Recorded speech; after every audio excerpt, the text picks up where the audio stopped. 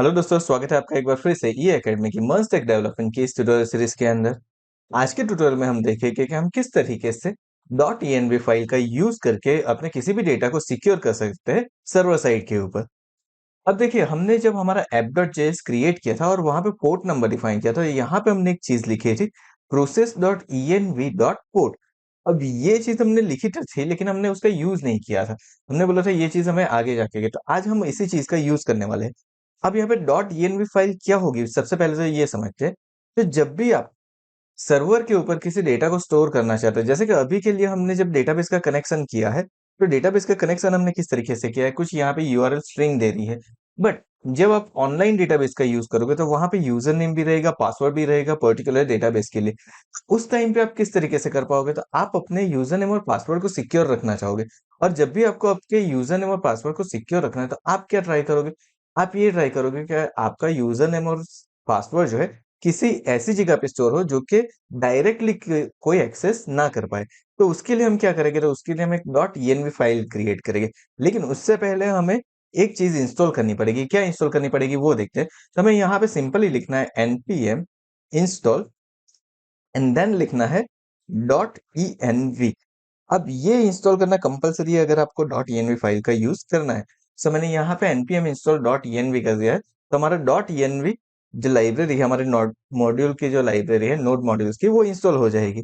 Now next चीज मुझे क्या करनी है, तो अब हमने .env तो इंस्टॉल कर चुके हैं। अब app.js के अंदर जाते हैं और जहां पे हमारा एक्सप्रेस है उससे भी ऊपर एक कॉन्फ़िग कर देते, हम यहाँ पे कर देते हैं रिक्वायर। एंड रिक्वायर के अंदर मैं लिखता हूँ .env डॉट कॉन्फ़िग। सो यहाँ पे मैंने एक .env का कॉन्फ़िगरेशन बना दिया है। एंड नाउ अब देखिए, यहाँ पे मुझे दिखा रहा है process.env.port। अब ये मिलेगी कहाँ से मुझे, तो मुझे सिंपली सर्वर के ऊपर राइट क्लिक करके एक न्यू फाइल क्रिएट करनी है, जिसका नाम आपको दे देना है .env। अब जैसे ही मैं यहाँ पे .env नेम दूंगा, यहाँ पे मैं लिखूंगा पोर्ट इज इक्वल टू 5000। तो ये मेरा पोर्ट नंबर यहाँ पे डिफाइन होके आ चुका है। चलिए, तो हमारे पास यहाँ पे पोर्ट नंबर तो आ चुका है।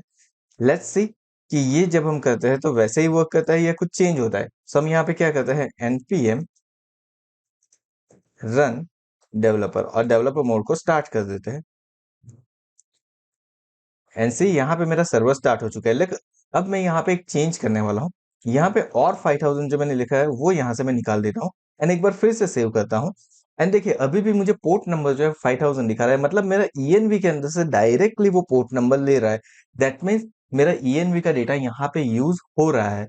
अब सेम चीज अगर मुझे करनी है मेरे डेटाबेस कनेक्शन के लिए, जैसे कि हमारे पास db.js है, सो मुझे यहाँ पे क्या करना है, ये जो यूआरएल है डेटाबेस की, वो भी मुझे स्टोर करवानी है। सो मैं यहाँ पे लिख देता हूँ db underscore URI is equals to, और हमारी जो भी यूआरएल है वो यूआरएल हम यहाँ पे डिफाइन कर देते हैं। एंड नाउ अब हम क्या करते हैं, जहां पे भी मुझे उस यूआरएल का यूज करना है, जैसे कि मुझे यूज करना है db.js फाइल के अंदर, सो यहाँ पे मैं ले लेता हूँ const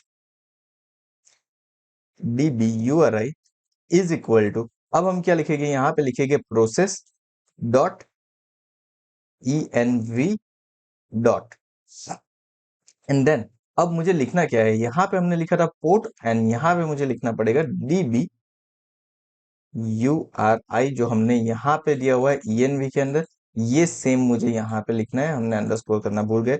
चलिए, तो ये तो हो गया, लेकिन यहाँ पे एक चीज हमने और मिसिंग कर दी है। क्या मिसिंग कर दी है, तो हमने यहाँ पे रिक्वायर करना हम भूल गए हमारे .env को। सो हम यहाँ पे लिख देते हैं .env dot config, that's it. चलिए, तो यहाँ पे मेरा डेटाबेस का कनेक्शन भी एस्टेब्लिश हो चुका है। लेकिन यहाँ पे मुझे क्या करना है, अब ये वाली यूआरआई एंटर करनी है। सो मैं यहाँ पे दे दूंगा db URI, दैट्स इट। सो सी, यहाँ पे हमारा डेटाबेस का कनेक्शन भी हो चुका है। तो इस तरीके से आपको कोई भी डेटा जो कि आपको सिक्योर करना है, आपको स्टोर करवाना है, जो स्टैटिक डेटा आप इंसर्ट करते हो जिसे आपको सिक्योर करवाना है, वो सारे डेटा आप कहाँ पे इंसर्ट करोगे, आप इंसर्ट करोगे उससे .env फाइल के अंदर एक यूनिक नेम के साथ, और उसे एक्सेस करवाओगे जहां पे भी आपको एक्सेस करवाना है। जैसे कि हमने यहाँ पे डीबी में किया हुआ है, app.js के अंदर पोर्ट नंबर एक्सेस करवाए, सेम वे आप एक्सेस करोगे। सो आई होप आपको ये पता चल गया है कि किस तरीके से हम .env फाइल का यूज करके हमारे डेटा को सिक्योर कर सकते हैं। तो अगर ये वीडियो पसंद आए तो वीडियो को लाइक कर दीजिए, चैनल को सब्सक्राइब कर दीजिए और इस सीरीज की और ट्यूटोरियल के लिए नोटिफिकेशन बेल आइकन के ऊपर भी क्लिक कर दीजिए। Thank you so much for watching this video.